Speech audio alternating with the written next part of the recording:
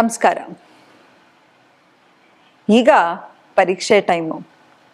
ಮಕ್ಕಳಿಗೆ ಅಂತ ಮನೆಯಲ್ಲಿ ನಾವೆಲ್ಲರೂ ಹೆದರ್ಕೋತಾ ಇದ್ವಿ. ಮಕ್ಕಳಿಗೆ ಹೇಗಪ್ಪ ಪರೀಕ್ಷೆಗೆ ತಯಾರು ಮಾಡೋದು? ಕೆಲವು ಮಕ್ಕಳಿಗೆ ಪಾಪ ಓದಿದ್ದೆಲ್ಲವೂ ಈ ಆತಂಕದಲ್ಲಿ ಮಕ್ಕಳು ಮರ್ತು ಹೋಗ್ತಾ ಇರ್ತಾರೆ. ಇಂಥ ಪರಿಸ್ಥಿತಿಯಲ್ಲಿ ಏನು ಮಾಡೋದು? ಎಷ್ಟು ಓದಿದ್ರು ಕೂಡ ಕಾನ್ಸಂಟ್ರೇಷನ್ ಬರ್ತಾ ಇರಲ್ಲ. ಏನೋ ಒಂಥರ ಭಯ. ಎಲ್ಲ ಓದಿದ್ರು ಕೂಡ ಎಲ್ಲವೂ ಜ್ಞಾಪಕ ಇದ್ರು ಕೂಡ ಪರೀಕ್ಷೆ ಹಾಲಿಗೆ ಹೋದ ತಕ್ಷಣ ಎಲ್ಲವೂ ಭಯ ಆಗ್ತಾ ಹೋಗುತ್ತೆ, ಮರ್ತು ಹೋಗಂಗಾಗತ್ತೆ.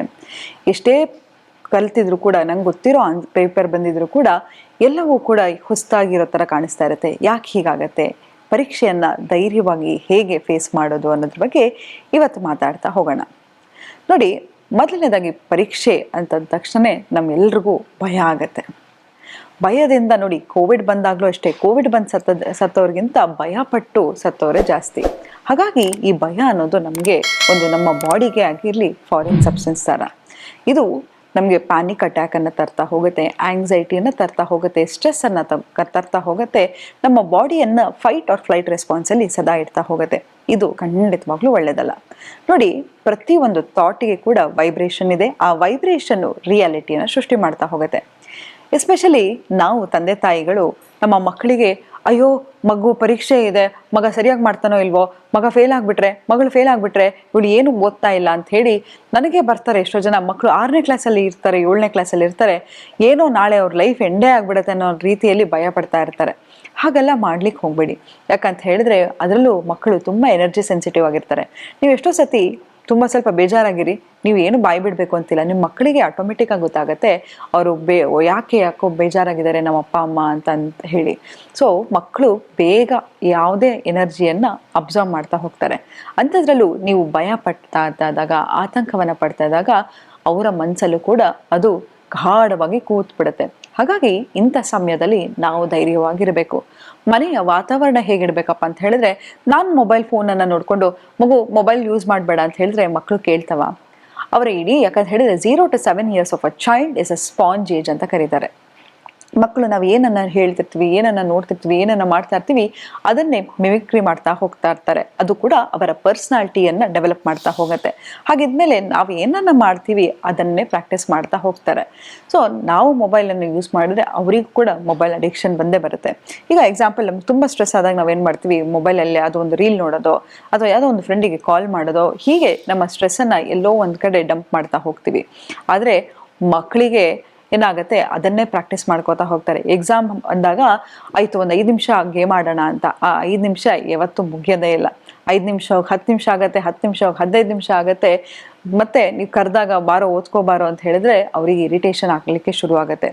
ಯಾಕೆ ಹೀಗಾಗತ್ತೆ ಅಂತ ಹೇಳಿದ್ರೆ ಇದು ಒಂದು ಕೂಡ ಮೊಬೈಲ್ ಉಪಯೋಗ ಮಾಡೋದು ಕೂಡ ಒಂದು ಅಡಿಕ್ಷನ್. ಹಾಗಾಗಿ ಮನೆಯಲ್ಲಿ ಕೂಡ ಸ್ಕ್ರೀನ್ ಟೈಮನ್ನು ಇಡ್ತಾ ಹೋಗೋಣ. ಎಷ್ಟೊತ್ತಿಂದ ನಾವು ಕೂಡ ಟಿ ವಿ ಎಷ್ಟೊತ್ತಿಗೆ ನೋಡಬೇಕು, ಎಷ್ಟೊತ್ತಿಗೆ ಮೊಬೈಲ್ ನೋಡಬೇಕು, ಎಲ್ಲವೂ ಕೂಡ ಆರ್ಗನೈಸ್ಡ್ ಆಗಿರಬೇಕು.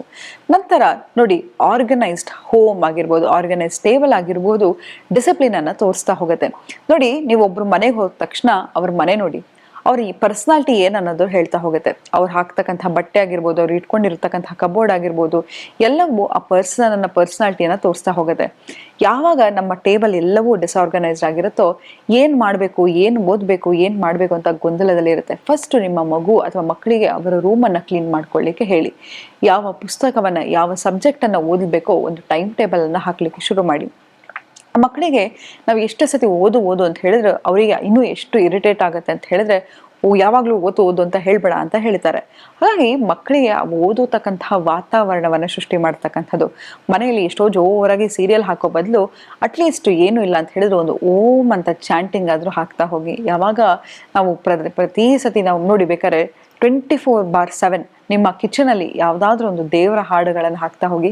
ನಿಮ್ಮ ಮನೆಯಲ್ಲಿ ನೀವು ತಿಂತಕ್ಕಂಥ ಪ್ರತಿಯೊಂದು ಆಹಾರ ಕೂಡ ಪ್ರಸಾದವಾಗಿ ಹೋಗುತ್ತೆ. ಅಂಥದ್ರಲ್ಲಿ ನಿಮ್ಮ ಮಗುವಿಗೆ ಕಾನ್ಸಂಟ್ರೇಷನ್ ಬರೋದಕ್ಕೆ ಯಾವುದೇ ಒಂದು ಚಾಂಟ್ ಆಗಿರಬಹುದು ಅಥವಾ ಏನೂ ಗೊತ್ತಿಲ್ಲ ಅಂತ ಹೇಳಿದ್ರೆ ಓಂ ಹಾಕಿದ್ರು ಕೂಡ ಮಕ್ಕಳಿಗೆ ಮನೆಯಲ್ಲಿ ಒಂದು ಸೂದಿಂಗ್ ಕಾಮ್ ಮ್ಯೂಸಿಕ್ ಇದ್ರೆ, ಟಿಬೆಟಿಯನ್ ಬೌಲ್ ಮ್ಯೂಸಿಕ್ ಆಗಿರ್ಬೋದು, ಇದೆಲ್ಲವೂ ಕಾಮ್ನೆಸ್ ಅನ್ನು ತರ್ತಾ ಹೋಗುತ್ತೆ. ಇಷ್ಟೆಲ್ಲ ಮಾಡೋದ್ರಿಂದ ಮನೆಯಲ್ಲಿ ಮಕ್ಕಳಿಗೆ ಒಂದು ಓದುವ ವಾತಾವರಣವನ್ನು ತರ್ತಾ ಹೋಗುತ್ತೆ. ನಂತರ ಮಕ್ಕಳು ಎಲ್ಲಿ ಓದ್ತಾ ಇರ್ತಾರೋ ಅಲ್ಲಿ ಯಾವುದೇ ಥರದ ಡಿಸ್ಟ್ರಾಕ್ಷನ್ ಇರೋದಾಗಿರ್ಬಹುದು ಅಥವಾ ಸೌಂಡ್ ಆಗಿರ್ಬೋದು ಅದೆಲ್ಲವನ್ನು ಕಡಿಮೆ ಮಾಡ್ತಾ ಹೋಗಿ. ಮನೇಲಿ ಇನ್ನೊಂದು ಯಾವುದೋ ಸಿಬ್ಲಿಂಗ್ ಇರ್ಬೋದು, ಅವ್ರು ಆಟ ಆಡೋದು ಅಥವಾ ಮೊಬೈಲ್ ನೋಡೋದು, ಇದೆಲ್ಲವೂ ಕೂಡ ಮಕ್ಕಳು ಮೊದಲೇ ಚಿಕ್ಕವರಲ್ವಾ, ಅವ್ರ ಮನಸ್ಸು ಬೇಗ ಡಿಸ್ಟ್ರಾಕ್ಟ್ ಆಗ್ತಾ ಹೋಗುತ್ತೆ. ಹಾಗಾಗಿ ಆ ಡಿಸ್ಟ್ರಾಕ್ಷನನ್ನು ಕಡಿಮೆ ಮಾಡ್ತಾ ಹೋಗಿ. ಮತ್ತು ಎಷ್ಟೋ ಸತಿ ನೋಡಿದ್ದೀವಿ ಮಕ್ಕಳನ್ನು ಅಪ್ಪ ಅಮ್ಮ ಜಗಳದಲ್ಲಿ ಕೂಸು ಬಡವಾಯಿತು ಅಂತ ಹೇಳ್ತಾರೆ. ಹಾಗೆ ಮನೆಯಲ್ಲಿ ಜಗಳ ಆಡೋದು, ಗಂಡ ಹೆಂಡತಿ ಜಗಳ ಆಡೋದು ಅಥವಾ ಇನ್ನೊಂದು ಮನೆಯಲ್ಲಿ ಯಾವುದೇ ರೀತಿಯ ಡಿಸ್ಟರ್ಬೆನ್ಸ್ ಆದರೂ ಕೂಡ ಮಕ್ಕಳಿಗೆ ಇನ್ನೂ ಕೂಡ ಸ್ಟ್ರೆಸ್ಸನ್ನು ತರ್ತಾ ಹೋಗುತ್ತೆ. ನೋಡಿ, ಗಂಡ ಹೆಂಡತಿ ಅಂದಮೇಲೆ ಜಗಳ ಇದ್ದೇ ಇರುತ್ತೆ, ಮನೆ ಅಂದಮೇಲೆ ಮನಸ್ತಾಪ ಇದ್ದೇ ಇರುತ್ತೆ. ಆದರೆ ಅದೆಲ್ಲವೂ ಮಕ್ಕಳ ಮುಂದೆ ಡಿಸ್ಕಷನ್ ಮಾಡೋ ಅವಶ್ಯಕತೆ ನಮಗಿಲ್ಲ. ಏನಾದರೂ ಆ ಥರ ಇದ್ದರೆ ಯಾವ್ದಾದ್ರು ಒಂದು ದೇವಸ್ಥಾನಕ್ಕೆ ಹೋಗಿ ಮಾತಾಡಿಲ್ಲ, ಕಾರಲ್ಲಿ ಡ್ರೈವ್ ಮಾಡ್ಕೊಂಡು ಅಲ್ಲೋ ನಡ್ಕೊಂಡು ಹೋಗ್ತಾನೋ, ಎಲ್ಲಾದರೂ ನಿಮ್ಮ ಮತ್ತು ನಿಮ್ಮ ಸಂಗಾತಿ ಮಧ್ಯೆ ಮನಸ್ತಾಪ ಇದೆ ಅದನ್ನು ಮಾಡಿ. ಆದರೆ ಮಕ್ಕಳ ಮುಂದೆ ಮಾಡೋಕ್ಕೆ ಹೋಗ್ಬೇಡಿ. ಯಾವಾಗ ನೀವು ಅವ್ರ ಮುಂದೆ ಗಲಾಟೆ ಮಾಡ್ತೀರಾ, ಜಗಳ ಮಾಡ್ತೀರಾ, ಅವರು ಮಿನಿ ಅಡಲ್ಟ್ ಥರ ಆಡಲಿಕ್ಕೆ ಶುರು ಮಾಡ್ತಾರೆ. ನಿಮ್ಮಿಬ್ಬರ ಮಧ್ಯೆ ಸಂಧಾನವನ್ನು ಮಾಡಲಿಕ್ಕೆ ಅಥವಾ ಅಯ್ಯೋ ಇದೆಲ್ಲವೂ ನನ್ನ ತಲೆ ಮೇಲೆ ಇದೆ ಅಂತ ಹೇಳಿ ಅವರು ಚಿಂತೆಗಿಡ್ತಾ ಹೋಗ್ತಾರೆ. ನಂತರ ಮಕ್ಕಳಿಗೆ ಆ ಟೈಮ್ ಟೇಬಲ್ನ ಟೈಮ್ ಟೇಬಲ್, ಯಾವ ಥರ ತಿಂಡಿಯನ್ನು ತಿನ್ನಬೇಕು, ಇಷ್ಟೊತ್ತಿಗೆ ತಿಂಡಿ ತಿನ್ನಬೇಕು, ಇಷ್ಟೊತ್ತಿಗೆ ಊಟ ಮಾಡಬೇಕು, ಇಷ್ಟೊತ್ತಿಗೆ ಯಾವ ಟೈಮಲ್ಲಿ ಸ್ನ್ಯಾಕ್ಸ್ ತಿನ್ನಬೇಕು, ಯಾವ ಟೈಮಲ್ಲಿ ಆಟ ಆಡಬೇಕು ಅನ್ನೋದನ್ನು ನೀವಿಬ್ಬರು ಕೂತ್ಕೊಂಡು ಡಿಸೈಡ್ ಮಾಡಿ ಮಕ್ಕಳಿಗೆ ಒಂದು ಟೈಮ್ ಟೇಬಲನ್ನು ಮಾಡಿ. ನೀವು ಯಾವಾಗ ಟೈಮ್ ಟೇಬಲ್ ಮಾಡ್ತೀರಾ ಅವರನ್ನು ಇನ್ವಾಲ್ವ್ ಮಾಡಿ. ಯಾವ ಟೈಮಲ್ಲಿ ಯಾವ ಸಬ್ಜೆಕ್ಟ್ ಓದಲಿಕ್ಕೆ ಇಷ್ಟಪಡ್ತಾರೆ, ಎಷ್ಟೊತ್ತಿಗೆ ಓದಬೇಕು, ಒಂದು 45 ಮಿನಿಟ್ಸ್ ಓದಿದ್ರೆ 15 ಮಿನಿಟ್ಸ್ ಮೊಬೈಲ್ ನೋಡೋದಲ್ಲ. ಏನನ್ನು ಓದಿರ್ತೀವಿ ಅದನ್ನು ರಿವಿಷನ್ ಮಾಡೋದೇ ಆ 15 ಮಿನಿಟ್ಸ್ ಬ್ರೇಕ್. ಎಷ್ಟೋ ಸತಿ ನಾವು ಓದಿರ್ತೀವಿ, ಓದಿದ್ದು ನೆನಪೇ ಬರಲ್ಲ. ಆಗ ಯಾವಾಗ ನಾವು ರಿವೈಸ್ ಮಾಡ್ತಾ ಹೋಗ್ತೀವಿ ನಮಗೆ ಆ ಮೆಮೊರಿ ಎಲ್ಲ ರೀಕ್ಯಾಪ್ ಆಗ್ತಾ ಹೋಗುತ್ತೆ. ನಂತರ ಮನೆಯಲ್ಲಿ ಒಂದು ಪರೀಕ್ಷೆಯ ವಾತಾವರಣವನ್ನು ಸೃಷ್ಟಿ ಮಾಡೋಣ. ಈಗ ಎಕ್ಸಾಂಪಲ್, ಪರೀಕ್ಷೆಗೆ ಹೋದ ತಕ್ಷಣ ನಾನು ಮರ್ತೋಗ್ತೀನಿ ಅಂತ ಹೇಳಿದ್ರೆ ಒಂದು ಎಕ್ಸಾಮ್ ಹಾಲ್ ಮನೆಯಲ್ಲೇ ಒಂದು ಸೃಷ್ಟಿ ಮಾಡಿ ನೀವೇ ಒಂದು ಇನ್ವಿಜಿಲೇಟರ್ ಥರ ಮಕ್ಕಳಿಗೆ ಕ್ವಶನ್ ಪೇಪರ್ ಕೊಡೋದಾಗಿರ್ಬೋದು, ಒಂದು ಪ್ರೀವಿಯಸ್ ಇಯರ್ ಕ್ವಶನ್ ಪೇಪರ್ ಆಗಿರ್ಬೋದು, ಅದನ್ನು ಮಕ್ಕಳಿಗಿಟ್ಟು ಆ 3 hours ಟೈಮಲ್ಲಿ ಅದನ್ನು ಬರೆಯೋದಕ್ಕೆ ಶುರು ಮಾಡಬೇಕು ಅಂತ.